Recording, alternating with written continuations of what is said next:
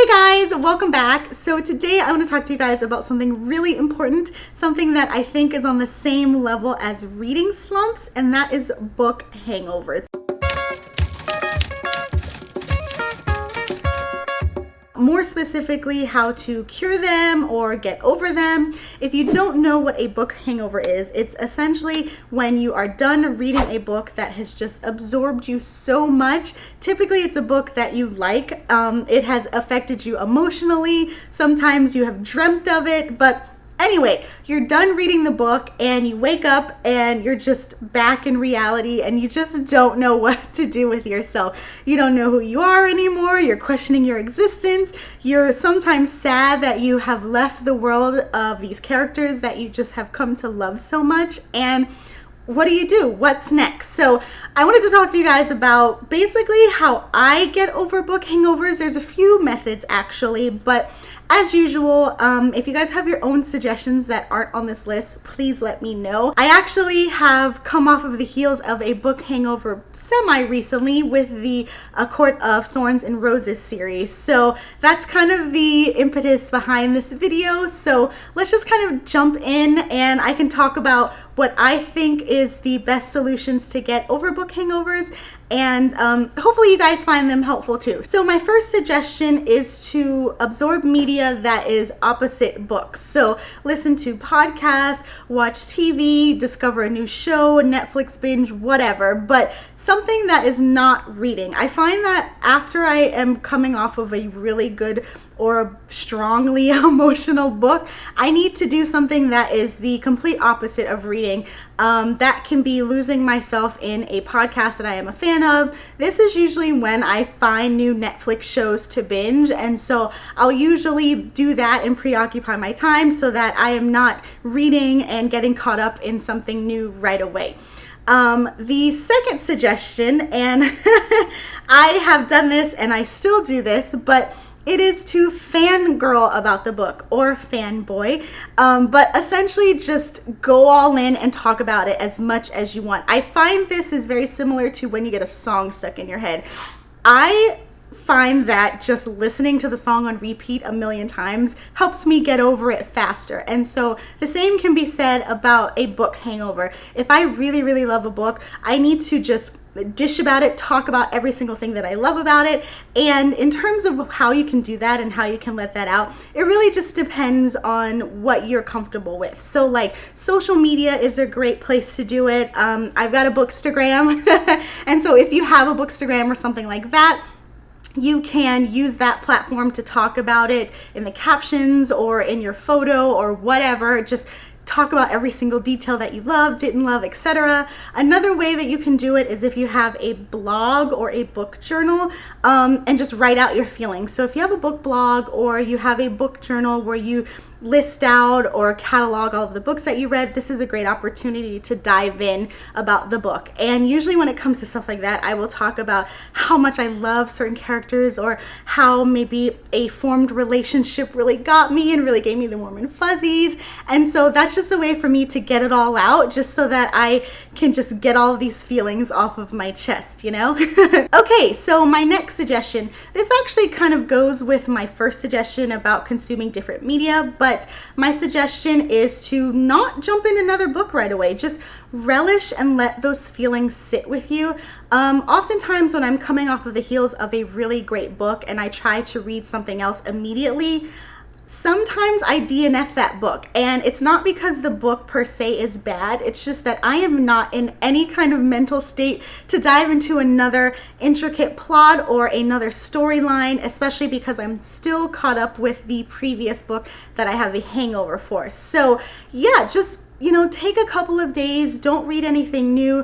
Think about the characters, wallow in those thoughts and relish in all of those warm and fuzzies or the action and adventure, depending on the type of book that you are coming off of the heels of. Now, that said, when you are ready to jump into another book or you have decided to keep reading, I would suggest reading a book in a different genre. So for example, if the book that you are coming off of a hangover for is a romance genre, maybe switch it up to something completely different, such as a dark mystery and thriller. Now that's something that I do all the time. I find that it helps keep me engaged and it makes it easier for me to juggle different books, which I can talk about in another video. But yeah, if I find myself reading a book that is a totally different genre, then I'm less likely to compare it to the book that I have a hangover for. So example, it would be very hard for me to come off of a really good gripping mystery and suspense, turn around and read another one. Obviously, I'm going to compare the storyline, the characters to the previous book, and that's just not fair to the current book that I'm reading, you know? Now, in terms of reading and coming off of the heels of a book hangover, another suggestion would be, and this is more so if the book that you are reading or just having read is part of a series, I would say continue the series, obviously. I mean, you're already caught up in that world. Chances are that's what you're thinking about. You want to stay with those characters. And to that, I say do that. Pick up the next book in the series and then just dive right in. That way you get more of the world and you can just be with friends in that book. I'm going to take it back to the Court of Thorns and Roses example because it's fresh on my mind. Guys, literally after I finished the first book, the next day I went to Half Price Books and bought the second one. When I was in the middle of the second one and I was loving it, I went on Amazon and I ordered the third and the fourth book so that I wouldn't have to wait after I was done reading the second book to dive right in. So I mean, maybe that's just how I work with series, but if I'm really, really engaged into a story, I think of it not so as separate books, but just a long saga. And naturally, I don't want any interruptions. And so for that, I would suggest if they're series, to then just pick back up with the next book. Okay, so this next one may or may not come into play. And to be honest, I'm going to put a big asterisk for a caveat, but my next suggestion is, depending on its availability, watch the movie adaptation. And I know that can be hit or miss, especially when it comes to book to movie adaptations, because a lot of times the movie is not as good. Let's be honest, most of the time the movie isn't as good.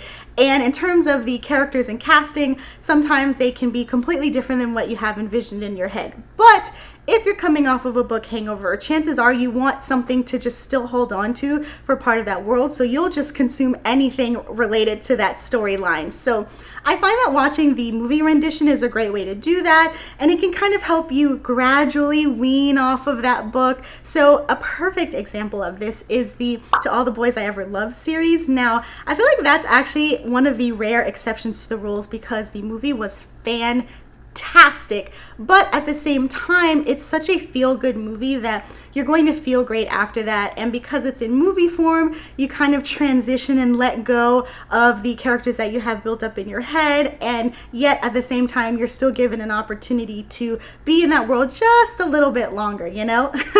Now on the flip side, or rather another variation of that, another asterisk, because this definitely tread lightly, but read some fanfic. Now, I know just like movies, that may or may not be the case depending on which book you just finished reading, because some series or books that aren't super popular may not have any fanfic. But if it is something that is bigger and more well known in the publishing or book world, then chances are there's fanfic about it. I guess it really also depends on what you like about a series. Now, I find that fanfic is more often than not very character driven. So if you're coming off of a book hangover and you really enjoyed a specific relationship or really loved a particular character or cast of characters, then fanfic may be the way for you to go, because typically when people write fanfic, they focus a lot on the characters, and this may be the perfect opportunity for you to get that ship that you wanted that never actually happened in the book.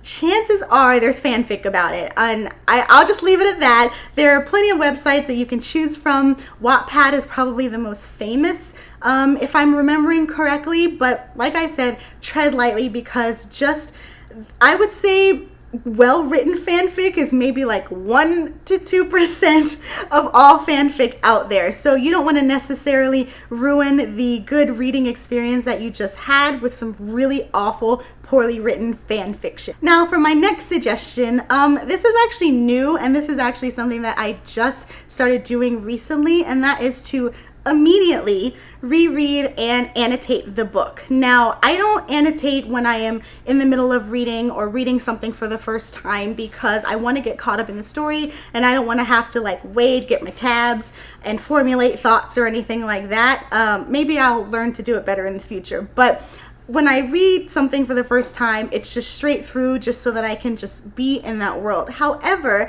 if I find that I really enjoyed a book, I want to revisit previous scenes and passages that stick out in my mind. And I think that rereading or annotating, rather going back and annotating, is a perfect way to do that. So I would suggest giving that a try. I think that if you wait until you have read it fully through the first time and then go back, you don't feel like you're losing anything, and it helps the process go quicker because you can easily skim through. You kind of have an idea of what chapters and what scenes are your favorite, and then highlight particular dialogue or highlight physical attributes of a specific character and just relish in those feelings all over again.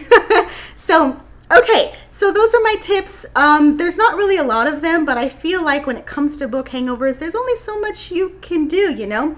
Or maybe not. Let me know in the comments if you guys have your own suggestions or if you do something differently that you find has helped. But I would say, even though the concept of a book hangover may be on the same level as, say, a reading slump, it's a much better feeling that I absolutely adore. There's nothing better than a book hangover, I feel, just because it means that you really connected to the characters, and the author did his or her job by making you feel absorbed and part of that world. And if the last thing you want to do is leave it, then mission accomplished with being an excellent book. Whereas obviously a reading slump, you're just not in the mood, you know what I mean? So that said, please like and subscribe if you enjoyed this video, if you want to see more content like it. And until next time, I'll see you guys later. Bye!